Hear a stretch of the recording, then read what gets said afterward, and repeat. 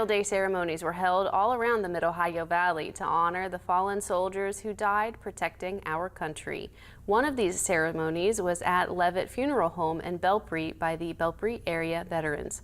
Our Logan Riggenbaugh talked to the president of the Belpre Area Veterans about the ceremony.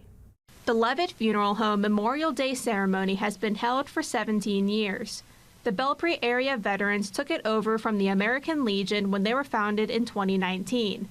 The goal of the ceremony is to educate the public while also holding a solemn ceremony to honor fallen soldiers. Eric Clark, the president of the Belpre Area Veterans, says we have our freedoms because of the soldiers and veterans that fought for us. Really, it's just important that people take time to think and thank those who died for our freedom. A lot of times we just take things for granted. This year's ceremony focused on the soldiers who fought in the Civil War.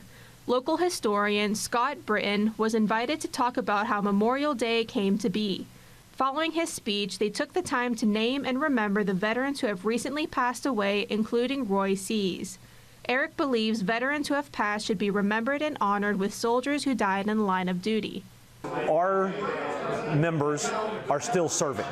We're serving our community. We're helping veterans. We're trying to make Belpre a better place and the surrounding area as well.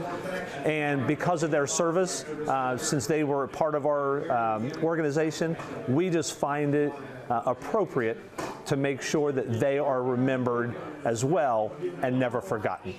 They ended their ceremony with a 21-gun salute, a moment of silence, and a playing of taps.